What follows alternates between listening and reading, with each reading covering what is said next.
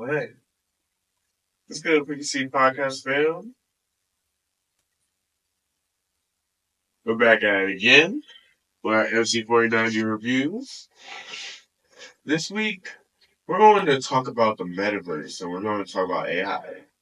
Now, let's take a nosedive into it. So, our Black Mirror episode this week was C3 episode 1, Nosedive.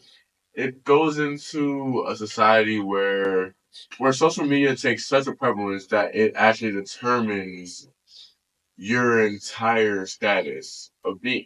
Everybody is working on a 5-star system. You give people reviews based off of your experiences with them. And it's very much if you are liked by society, then you move up into society. If you are disliked by society, then you are treated almost like trash. And then they use your interactions with law enforcement as seen at the airport with the main character later into the show. Those can actually cause deductions. Now, how does this lead into ethics? Now, ethics is generally a communal thing. What is communally accepted to be right, to be just, to be good in nature. Now, personal ethics, that changes very based off of your experience. In many cases, what someone personally finds to be ethical can be very much based off of positive reinforcement.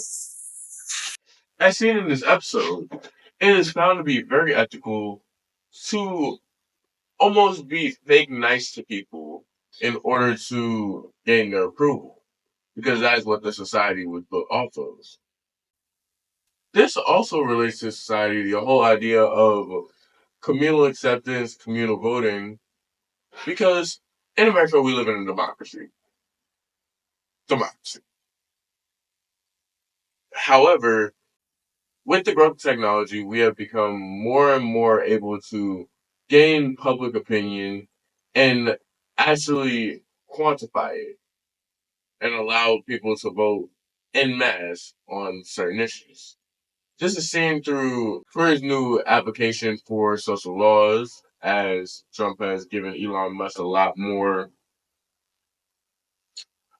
power in the government. And through X, Elon Musk has oh die. Oh my gosh, I feel violated. I feel violated.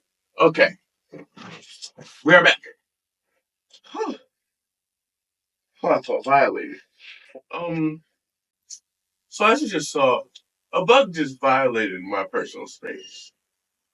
Now, for the bug, it may have felt as though it was entitled into its path of flying, solely because it found an open entry to it. You can relate that to the internet, as in people, there's a view that X would typically support. If you are given a platform for free speech and an opening to speak your mind, you should be protected in speaking your mind. And just as what happened with this bug, when you when you step into a line that you honestly probably shouldn't have stepped into, whoever dominates that line or that platform has every reason to exact appropriate vengeance upon this person. That is how the internet is typically supposed to be run. In the eyes of those who agree more to like how X's platform is run, where it's people are free to speak on and to do whatever they want online. However, they are subject to the consequences that come with their actions. And it is on the rest of the world to pretty much give those consequences. Hence, in Nosedive, when you give someone a lower star review, it lowers their overall average, which lowers their status in society as well. So that encourages people to be nicer to other people and to not go into avenues where you should know that you're not welcome to enter into. X that bug. Anyway, to better understand how the internet plays into the world, I'm going to give you a formula. Good times technology minus the quantity of bad times technology equals impact. What does this mean? Technology is an amplifier. It amplifies whatever is good or whatever is bad, hence the multiplication sign. However, it does not simply eliminate or simply multiply on one side. It multiplies both. In one of the articles we read this week, it talks about like the projections of technology use, specifically in AI, virtual reality, and the metaverse in 2035.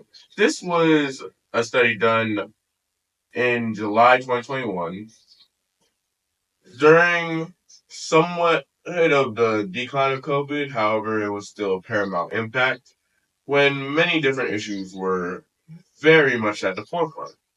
Why does this matter? Because technology is an amplification device, it is typically viewed in a positive light for what it can do positively and a negative light for what it can do negatively.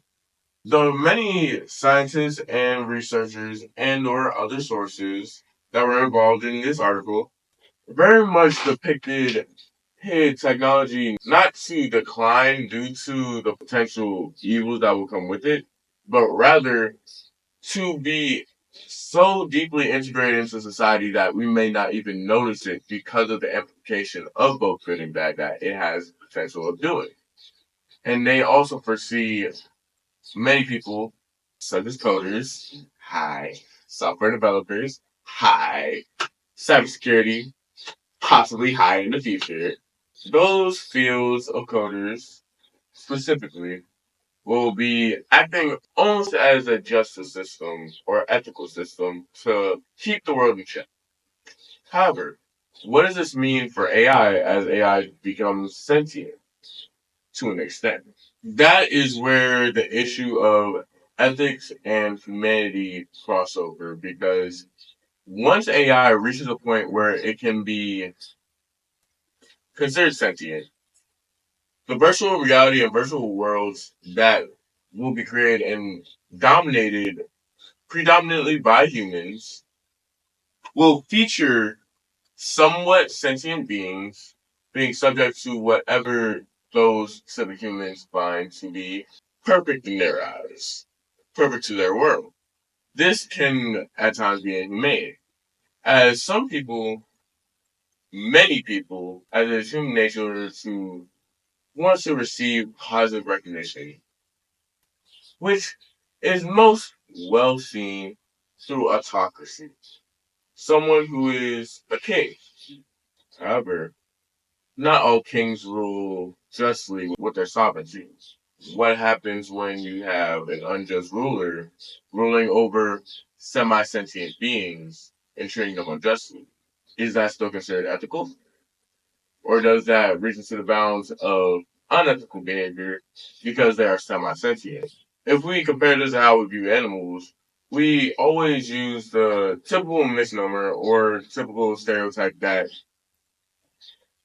animals do not have souls because they do not have the same level of intelligence as us, because they do not feel emotions as we do, because there's not as much complexity to their being. However, it cannot be said that a dog does not recognize its owner. It cannot be said that a dog does not feel love for its owner. It cannot be said that any animal does not feel some sort of attachment to its own family. It's seen how elephants will mourn their loved ones to the point where they will starve themselves and even die with them. And it has been scientifically proven that both elephants and dolphins have comparable intelligence to us. If we take it to animals such as like chimpanzees who are more DNA bound closer to us, some have learned sign language, some have learned to utilize very basic tools. Is that not a sign of intelligence? Though not all animals, such as like rats, who are unable to cry and unable to express their emotions as deeply and complex as we are, does that mean that they do not feel? We have to ask ourselves, what is it that identifies and quantifies what a soul is? By answering that question, we will be able to apply that into as the metaverse becomes more of an actuality.